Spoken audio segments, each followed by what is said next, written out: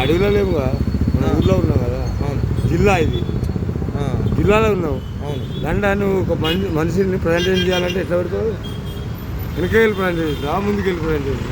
ఒక మనిషికి ఒక బుక్ వేయాలంటే ఎట్లా వెళ్తావు? ముందు నుంచే వేయాలి. మరి వాడు కట్టిన అదేంటి, అది ఇంత పెద్ద కట్టిండు స్ట్రక్చర్, ఆర్కిటెక్ట్ కట్టిండు, ఎవడు కట్టిండు?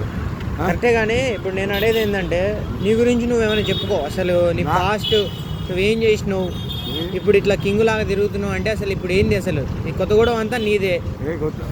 నాది కాదు, ఇప్పుడు రెండే నాది. అంటే అసలు నువ్వు గ్రౌండ్లో కూడా వస్తుంటావు కదా, అసలు ఏంది అసలు? ఏమి లేదు బాసు, అది గ్రౌండ్ ఆర్కిటెక్ట్ చేసినట్టు ప్రజెంటేషన్. ఒక మనిషికి ప్రజెంటేషన్ ఇట్లా ఇస్తారు. ఇట్లా నువ్వు ముందుకు రా. ప్రజెంటేషన్ ఒక మనిషికి బుక్ చేయాలంటే అబ్బా, కార్లాండ్ వేయాలా, కార్లాండ్ వేయాలంటే అది ముందుకెళ్తారా ఎక్కడెళ్తారా? అవును. కేరళ కేరళ వేయాలంటే ఎట్లెత్తావు నువ్వు? ఒక మనిషికి ముందు నుంచే ముందు నుండి వేయాలా? మరి వాడు ఎట్లేసిండు? కరెక్ట్. అయితే చాలా మందికి నీ గురించి తెలియదు. అసలు నువ్వేంది, ఎక్కడి నుండి వచ్చినావు, ఏంది అనేది చాలా మందికి తెలియదు. నీ గురించి నువ్వు చెప్పుకోవాలి. నువ్వు అసలు ఎక్కడి నుండి వచ్చినావు? లోకల్ చంటేనా? ఓకే.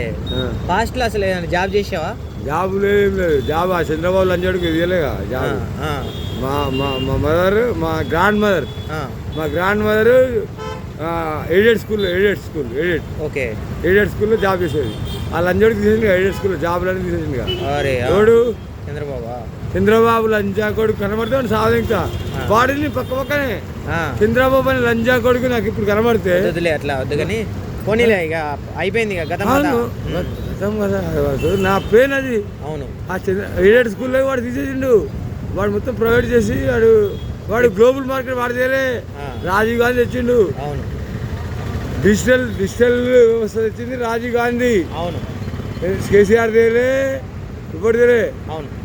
అయితే నేను అడిగేది ఏంటంటే, ఇప్పుడు రోజు నువ్వు ఫుడ్ కానీ, ఇప్పుడు నీకు తిండి కానీ, ఉండనీకి కానీ ఎవరు లేరు నాకు. ఎవరు లేదా? ఎవరు లేదు. మరి ఎక్కడ ఉంటావు?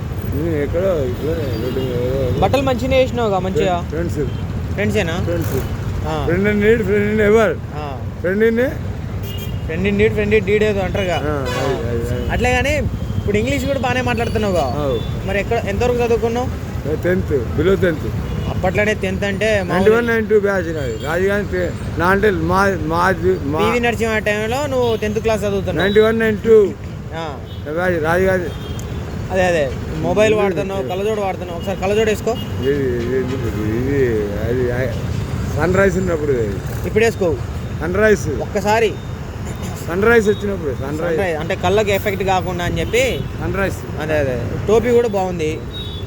మరి తిండి అయితే బయట ఫ్రెండ్సే. మరి పడుకోవడం మన ఇక్కడ గుడి బస్ స్టాండ్. మరి ఫుడ్ ఎవరు